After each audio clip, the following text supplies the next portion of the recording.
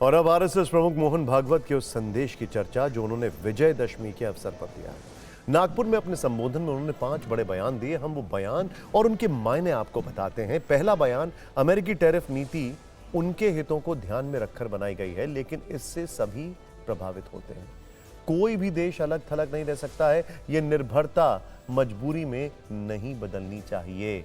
मतलब अमेरिकी टैरिफ को चुनौती बताया है और इस चुनौती से निपटने के लिए आत्मनिर्भरता की वकालत की है। दूसरा बयान, जब सरकार जनता से दूर रहती है और उनकी समस्याओं से काफी हद तक अनजान रहती है, उनके हितों में नीतियां नहीं बनती, तो लोग सरकार के खिलाफ हो जाते हैं।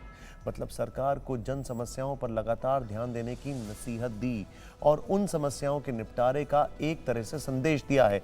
तीसरा बयान, गत वर्षों में पड़ोसी देशों में बहुत उथल पुथल मची है। श्रीलंका, बांग्लादेश और नेपाल में हिंसक आंदोलन से सत्ता का परिवर्तन हुआ, जो चिंताजनक है। मतलब भारत को ऐसी स्थिति से निपटने के लिए खुद को तैयार रखना होगा। कोशिश होनी चाहिए कि ऐसे असंतोष की स्थिति अपने देश में ना पनपने पाए।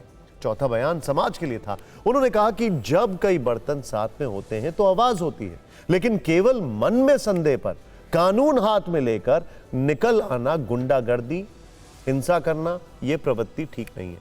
मतलब इशारा साफ तौर पर यूपी से लेकर महाराष्ट्र तक पनप रहे असंतोष पर था। इसीलिए समुदाय विशेष का जिक्र करके उन्होंने यह भी कहा कि मन में प्रतिक्रिया रखकर किसी को उकसाने का प्रयास नहीं होना चाहिए। और पांचवा महत्वपूर्ण बयान पहलगाम अटैक पर दिया। कहा कि पहलगाम में 26 नागरिकों को धर्म पूछकर हत्या की गई। भारत सरकार ने योजना बनाकर मई में इसका पुरजोर उत्तर दिया। मतलब संघ प्रमुख के मन में हिंदुओं का धर्म पूछकर हत्या करने की पीड़ा और वेदना साफ दिखी। पाकिस्तान को मैसेज दिया, साथ में सरकार के एक्शन की जमकर प्रशंसा की। पीएम मोदी ने एक्स पोस्ट पर भागवत के संबोधन की तारीफ की है। उन्होंने संबोधन को प्रेरक कहा और राष्ट्र निर्माण में संघ का अतुलनीय योगदान बताया।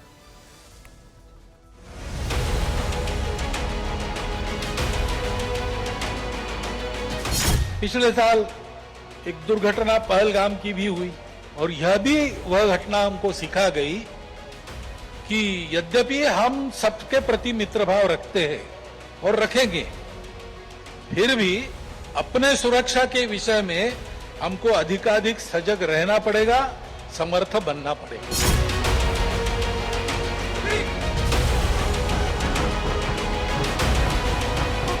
उसमें हमारी ये भी ध्यान में आया कि हमारे मित्र कौन कौन है और कहां तक है। अमेरिका ने जो नई टैरिफ नीति अपनाई, उनके अपने हित के लिए अपनाई होगी। ये निर्भरता मजबूरी में न बदल जाए। हमको इसको मजबूरी न बनाते हुए जीना अगर है तो स्वदेशी और स्वावलंबन का कोई पर्याय नहीं।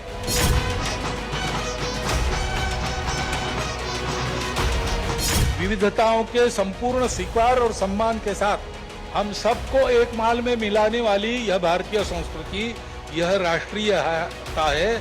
इसको हम हिंदू राष्ट्रीयता कहते हैं। इस राष्ट्रीयता का स्पष्ट स्वरूप निर्देशित करने वाला एक ही शब्द हमको मिलता है, वो है हिंदू। हमारे पड़ोसी देशों में जो उथल पुथल हो रही, वो सब हमारे अपने देश है, इसलिए चिंता का विषय है। हितरक्षण से भी ज्यादा ये जो हमारा आत्मीयता का संबंध है, अपनेपन का संबंध है, उसके चलते ये चिंता होती। इस अराजकता की स्थिति में देश के बाहर की स्वार्थी ताकतों को अपने खेल खेलने का मौका मिलता है।